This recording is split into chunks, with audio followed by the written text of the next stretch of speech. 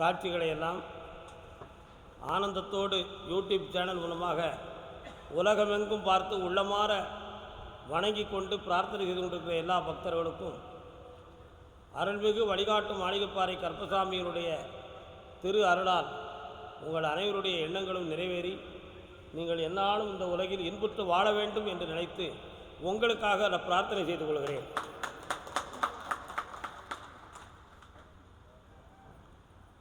மனிதன் ஒவ்வொரு விஷயத்திலும் ஆராய்ந்து கொண்டே இருப்பவன் தான் மனிதன். ஆராய்ந்து பார்க்கவில்லை என்றால் அறிவில் விருத்தி இருக்காது என்பதுதான் அறிஞர்களுடைய வாக்கு.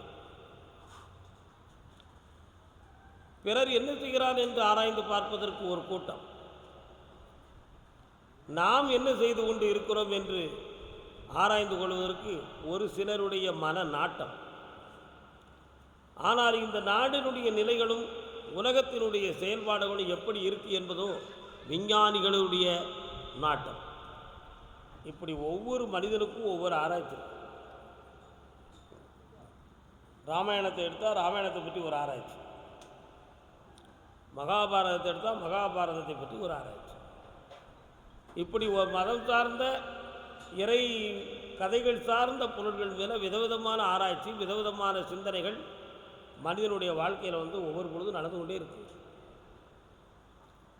ஆனால் என்னைக்காவது அவன் தன்னை உணர்ந்து நமக்குள்ளே இருப்பது என்ன, நம்முடைய சிந்தனை என்ன என்ற உள் உலகத்தை பற்றி அப்படி ஆராய்ந்து பார்த்தானா என்று கேட்டால் அது ஒரு சிலர் மட்டும்தான். அப்படி உள்ளே உணர்ந்து தன்னை ஆய்வு செய்து கொண்டு இருப்பவன் மட்டும்தான் சிந்தனையாளன், ஞான சிந்தனை உடையவன், மகான்களாக எதிர்காலத்தில் மலர்கிறான்.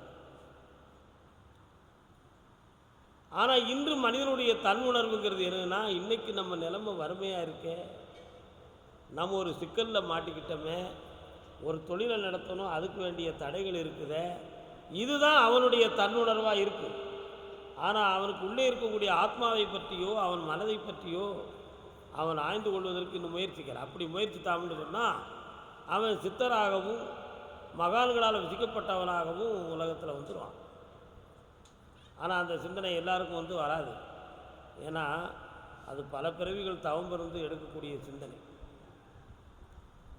அப்படியே ஒருத்தன் ஒரு ஞானத்தை பெற்று ஒருத்தன் இருந்தான்னா அவனை பற்றி இந்த உலகம் கண்டமானிக்கு கருத்து சொல்லும், கண்ட மாதிரி சிந்தனை செய்யும். அவனை வீழ்த்துவது எப்படி என்பதற்கெல்லாம் ஒரு கூட்டம் பிரார்த்தனை பண்ணிக்கிட்டு இருக்கும், ஒரு பக்கத்தில் பிளான் பண்ணிக்கிட்டு இருக்கும். இதெல்லாம் சராசரி மனிதனுடைய துர்க்குணங்களில் அதுவும் ஒன்று. ஒரு பொது இடத்துல ஒரு மலர்கள், சில மலர் பூத்திருந்தால் அதை ஒரு பெண் பார்த்தாலும் அந்த மலர் வாசமாக இருக்குது, தலையில் வச்சுக்கலான்னு நினைப்பான். ஒரு ஆண்மகன் பார்த்தோம்னா இந்த பூவை கொண்டு வீட்டில் வைக்கலாம்னு நினைப்பான். ஒரு வியாபாரி பார்த்தோம்னா அருமையாக சரம் போட்டுக்கலாம், மாலை போட்டுக்கலாம்னு நினைப்பான். ஒரு பூசாரி பார்த்தோம்னா பூஜைக்கு உதவும்னு நினைப்பான். ஆனால் மலர் ஒன்று தான். ஆனால் ஒவ்வொரு மனிதனும் அவன் கேரக்டருக்கு, நடைமுறை ஒழுக்கத்துக்கு தகுந்தாறு போல் அதை சிந்திக்கிறான். அத்தனைக்கும் அந்த ஒரு மலர் எடுத்து இது பயன்படுத்திக்கிட்டு இருக்கு, இதுதான் உண்மை. அதை மாதிரி பொதுவில் ஒரு மனிதனுடைய வாழ்க்கையோ ஆன்மீக ஞானமோ புகழோ ஒருத்தருக்கு வளர்ந்து வந்துச்சுன்னா அதை பார்த்துக்கிட்டு இருக்கவங்க அவன் கேரக்டருக்கு தகுந்தாறு போலலாம் இடம் கொடுவான், ஒருவனுடைய வளர்ச்சியை பற்றி சிந்தனை பண்ணுவான். அந்த சிந்தனைகள் அவங்களுடைய சிந்தனைக்கு தான் சரியாக இருக்குமே தவிர, ஆனால் அதுக்கு காரணகர்த்தாவாக இருக்கக்கூடிய ஒருவன் அதுக்கு கதாபாத்திரமாக இருக்க மாட்டான். ஏன்னா அவன் தன்னுடைய நிலையை விட்டு ஒரு பொழுதும் இறங்கியதே இல்லை, இறங்கப் போவதும் இல்லை. அப்படி இறங்கக்கூடியவனாக இருந்தால் அவன் அந்த ஸ்தானத்தை பெற்றிருக்கவே முடியாது. அதனால் குருஸ்தானம் என்பது இந்த உலகத்தில் மிக உயர்ந்தது. எல்லாரும் விதவிதமாக சிந்திக்கிறாங்கிறத பற்றி இன்றைக்கி நான் உங்கள்கிட்ட பேசுகிறேன். ஒரு ஆராய்ச்சியை பற்றி நான் உங்கள்கிட்ட பேசுகிறேன். அந்த சிந்தனையை பற்றி ஒரு சின்ன கருத்து இருக்கு பாருங்கள். எல்லாருக்கும் ஒரு கேள்வி, சீதாதேவியை பிடிக்கும், ஸ்ரீராமரை கொஞ்சம் சில பேர்களுக்கு பிடிக்காது. அது ஏன் பிடிக்காது? ராமரை தெய்வம்னு வணங்குறவங்க இருக்காங்க. ஆனால் அதிகம் விளக்கம் இல்லாதவங்க சில பேர்களுக்கு ஸ்ரீராமரை குறை சொல்லுவாங்க. 1000 பேர் இருந்தாலும் மனைவியை தீக்குள்ளே இறக்குறது தப்பு, தீக்குளிக்க வைத்தது தப்பு அப்படிங்கிற ஒரு வார்த்தையை சொல்லி ஸ்ரீராமரை வெறுத்து கொண்டவர்கள் நிறைய. நீங்கள் நல்லா புரிஞ்சுக்கணும். அந்த ஒரு காட்சி எங்களால் ஏற்க முடியவில்லை, அந்த ஒரு கருத்து கதையை எங்களால் ஜீரணிக்க முடியவில்லை என்று சிந்தித்துக் கொண்டவர்கள் பலர். ஆனால் அதுக்கு கிடைத்த விடை என்னென்னா, சமாளிச்செல்லாம் பேசக்கூடாது, உண்மையை தான் பேசணும். இலங்கை மாநகரில் போய் பல காலங்கள் இருந்து வந்த சீதாதேவி உண்மையானவள் தான் என்பது ஸ்ரீராமருக்கு தெரியும். அது எப்படி தெரியும் என்பதற்கு ஒரு சான்று நான் கொடுப்பேன். நிச்சயமாக அதுக்கு ஒரு சான்று கொடுக்கணும். உண்மையானவள் தான் ஸ்ரீராமருக்கு தெரிஞ்சது, சமுதாயத்துக்கு தெரியுமா? தெரியாது. சமுதாயத்தை உணர வைக்க வேண்டும் என்ற ஒரு நோக்கத்தில் அந்த அக்னி அவளை கொல்லாது என்ற சத்தியம் தெரியும் அவள். அந்த அக்னீஸ்வரனை வரம் கொடுத்து தீயும் கொல்லாத தூய நிலை படைத்தவள் உன் மனைவி அப்படின்னு சொல்ல தகுதியானவள் சீதாதேவி. அதனால் அந்த அக்னி நம்ம மனைவியை ஒன்றும் செய்யாது, அவள் களங்கமற்றவள் என்ற உண்மையை உணர்ந்து உலகுக்கு அது சமர்ப்பிக்க வேண்டும் என்பதற்காக தான் அந்த அக்னி பிரவேசம் நடந்துச்சு. இது அவருடைய அசைக்க முடியாத நம்பிக்கை, மனைவி மீது வைத்த ஒரு பற்று, இது ஒரு காரணமாக இருந்துச்சு. ஆனால் அந்த காட்சியை இன்றைக்கி விதவிதமாக நம்ம என்ன செய்கிறோம், ஒரு பெண்ணை தீக்குள்ளே இறக்குறது தப்பு, அது தப்பாக ரைட்டாங்கிறது அடுத்தும் பாரு விளங்கப்படும். அவரே அதில் என்னெல்லாம் பண்ணியிருக்காருங்கிறது அடுத்து தெரியும். சீதையின் மீது நம்பிக்கை எப்படி அவருக்கு வந்தது அப்படின்னு கேட்டால், ஒரு நாள் வனவாசத்திலே ஸ்ரீராமர் நள்ளிரவின் போது மன உருகி புலம்பி கண்ணீர் விட்ட வார்த்தைகளை அனுமான் போய் சீதாதேவியை பார்க்கும் பொழுது இந்தந்த வார்த்தையெல்லாம் அவர் சொல்லி அழுதார் என்பதை நான் உணர்ந்தேன் அனுமான் அப்படின்னு அந்த அம்மா சொல்லுச்சு. அந்த அம்மா இருக்கிற இடம் எங்கே? இலங்கை மாநகரம், அசோகவனத்தில், அப்படி தானே? ஆனால் ஸ்ரீராமர் இருந்த இடமோ கிட்கிந்தை என்னும் பகுதியில் காட்டுக்குள்ள. இவர் மனம் விட்டு புலம்பி அழுத அந்த கண்ணீரும் அந்த வார்த்தையும் சீதையினுடைய சிந்தனையிலே போய் உரைத்தது. அதை ஆஞ்சநேயன் அனுமானிடம் சீதாதேவி கூறினார். அப்போ இவர் சிந்தித்ததும் இவர் பேசியதும் இவர் உணர்ந்ததையும் சீதை இலங்கை மாநகரத்தில் அசோகவனத்திலிருந்து புரிந்து கொண்டதனால் அவருடைய உணர்வும் உள்ளத்தையும் அவள் புரிந்து கொண்டார். அதே மாதிரி சீதை புலம்பிய காட்சிகளை அனுமானிடம் ஸ்ரீராமர் சொன்னார். இப்படி பகிர்ந்து கொண்டு இருக்கிற பொழுது அந்த மனைவி துயரமடைந்தால் தன்னுடைய உணர்வில் துயரம் தெரிகிறது. யாருக்கு? ஸ்ரீராமர். இவருடைய உள்ளத்தில் ஒரு வேதனை தெரிந்தால் சீதாதேவியினுடைய உள்ளத்தில் அந்த வேதனை தெரிகிறது. அப்போ அவங்க ரெண்டுக்குள்ள ஒரு உணர்வு பூர்வமான ஒரு உறவு மறைமுகமாக இணைஞ்சிருக்கு, அந்த வேவ் சாலைகள் இருந்திருக்கு. புரியுதா? அப்படி இருக்கும் பொழுது சீதை தப்பு செய்திருந்தால் ஸ்ரீராமருக்கு தெரிந்திருக்காதா என்பதுதான் ஒரு கேள்வி. புரிகிறதா?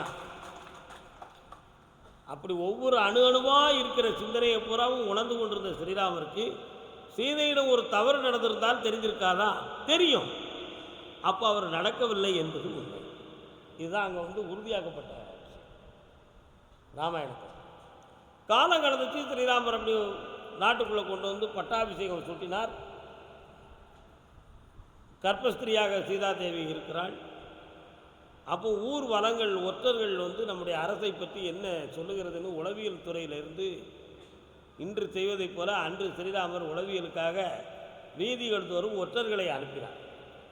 சலவை தொழிலாளிகளில் ஒருத்தருடைய மனைவி சண்டை போட்டுட்டு தாய் வீட்டில் போய் 28 நாள் இருந்துக்கிட்டான். அவன் மன வைராக்கியம் படித்தவன், அவளாக வந்தால் வரட்டும், நம்ம போய் கூப்பிடக்கூடாதுன்னு சொல்லி வைராக்கியமாக இருந்துக்கிட்டான். இப்போவும் உங்களுக்கு தெரியும், சில பொண்டாட்டி கவச்சிட்டு போயிட்டானா அவள் கோச்சிட்டு போனவன் வரட்டும், நம்ம எதுக்கு அவளை போய் கூப்பிடணும், வாழணும்னு இஷ்டம் இருந்தால் வரட்டும். அப்படி ஆம்பளை மடங்கி போக வேண்டிய அவசியம்னு நினைக்கிற ஆம்பளை நிறைய பேர் இருக்கிறாங்க. ஆனால் மனம் கணிந்து எங்கே இருந்தாலும் என் பொண்டாட்டி வந்துடணும் கருப்புசாமின்னு கேட்டு கண்ணீர் ஒடிக்கிறவனு இருக்கான்.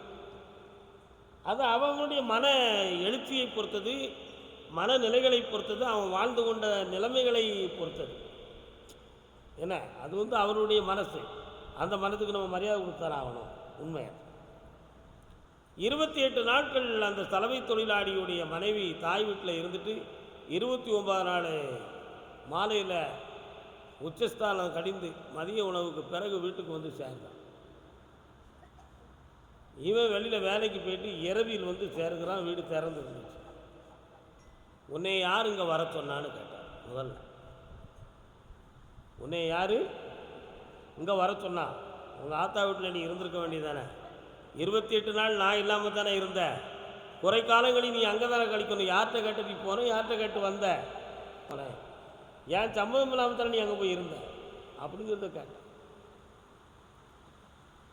அப்போ அந்த நேரத்தில் அரசு யார் ஆளுதா? ஸ்ரீராமர் அரசனாக இருக்கார். ஸ்ரீராமர் அரசனாக இருக்கிறார். அதில் வந்து ஒற்றர்கள் வந்து இங்கே நடக்கிற சண்டையை கேட்டுக்கிட்டே இருக்காங்க. அந்த ஆள் சொன்னார், சலவை தொழிலாளி, சூரியகுலத்தில் பிறந்த அரசன் ராஜாவாக இருக்காரே, அவரை மாதிரி என்னை நினச்சியா? பல காலங்கள் அரக்கருடைய அசோகவனத்தில் இருந்த சீதையை கூட்டு வந்து காலம் கட்டுக்கிட்டு இருக்காரு, அது மாதிரி மானம் கட்டவும் நினச்சியான்னு ஒரு வார்த்தையை சொல்லிட்டான். அதனால் அதை நான் ஏற்றுவேன். அப்போ இவா சொல்லுவான், அரசரே ஏற்றுக்கொண்டாரே அப்பா, தவறில்லை என்று நீ ஏன் ஏற்கவில்லை? அப்படி ஒரு கேள்வியை கேட்டான். அப்படின்னா உன்னை நான் அக்னியில் இறக்கி சோதிக்கட்டுமான்னு கேட்டான். இந்த கதையை வில்லுக்காரங்க அந்த அக்னிங்கிற விஷயத்தெல்லாம் சொல்ல மாட்டாங்க. அந்த 2 வார்த்தையோடு அந்த குலத்தை மட்டம் தட்டி விட்டுருவாங்க. அது தப்பு. நீங்கள் சரித்திரத்தை முழுமையாக படிக்கணும். அப்படின்னா உன்னை நான் அக்னியில் இறக்கி பார்க்கவா? நான் தயாராகாத நாளைக்கு நீ தயாராக பேசாம தூங்குன்ட்டான். அப்போ நாளைக்கு காலையில் அக்னி பிரவேசம் நடக்குமோ அப்படிங்கிற பயத்தில் அவள் வேதனைப்பட்டுக்கிட்டு இருந்தா. சலவை தொழிலாளுடைய மனைவி. இவன் ஒரு பக்கம் குழம்பிக்கிட்டு இருந்தான். ஒருத்தர் இதை போய் ஸ்ரீராமர்கிட்ட போய் சொன்னான், இப்படி ஒரு சம்பவம் நடந்துச்சு, நாளைய காலம் அவன் அக்னியில் இறக்க போகிறானான்னு சொல்லி. உடனே ஸ்ரீராமர் உள்ளம் பதபதிச்சு. எப்படி? மீது குற்றமில்லை என்பதை உணர்ந்தும் தெய்வ சாட்சியம் கிடைத்து உண்மை சான்றுகளோடு நம்ம வந்து அக்னி பிரவேசம் செய்ய சொன்னோம். நம்முடைய தகுதிக்கு அது சரி. என்ன நினைத்தார்? என்னுடைய தகுதிக்கு, என சீதை என்ன நினைக்கிறாள் என்பது எனக்கு தெரிந்தது, நான் நினைப்பது அவளுக்கு தெரிந்தது. அவள் என்ன உணவு உண்டாள் என்பது கூட எனக்கு தெரிந்தது, என்ன நிலையில் இருந்தாள் என்பது எனக்கு தெரிந்தது. ஆகையினால் அவளை நான் கோபித்ததில்லை. ஆனால் இவரோ தலைமை தொழிலாளி கோபிக்கிறார். அப்போ அவளுடைய உள்ளமும் இவருடைய உள்ளமும் பண்பட்ட உண்பட்ட உறவில் இல்லை. ஆகையினால் அவளை இவர் புரியலை, அவனை இவா புரியலை.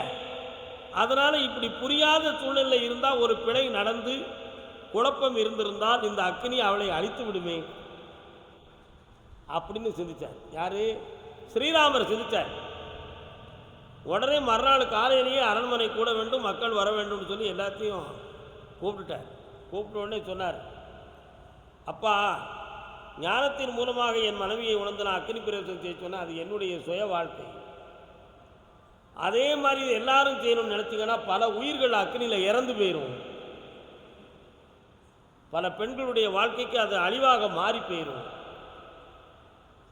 உங்களுடைய விஷயம் என்ன? பல நாட்கள் இருந்துட்டு வந்த மனைவியை நான் சேர்த்து வச்சுக்கிட்டோங்கிறதெல்லாம் உங்களுடைய பிரச்சனை. எனக்கும் அவளுக்கு உள்ள இல்லற வாழ்க்கை முடிந்து விட்டது. இனி நான் வந்து துறவியாக இருப்பேன், அவள் வனவாசமாக இருப்பான்னு சொல்லி சீதாதேவி அங்கேருந்து வனவாசத்துக்கு வால்மீகி ஆசிரமத்துக்கு அனுப்பிட்டாரு ஸ்ரீராமர். அதனால் நீங்கள் யாரும் அக்னி பிரவேசம் செய்யக்கூடாது அப்படின்னு சொல்லி இதுவே ஒரு சான்றா வச்சுக்காங்கன்னு சொல்லி முற்றுப்புள்ளி வச்சுட்டார். சலவை தொழிலாளி மிகவும் மன வருத்தப்பட்டு, உங்கள் வாழ்க்கை பிரியதுக்கு நான் காரணமாக இருந்து விட்டேனே சுவாமி அப்படின்னு சொன்னான்.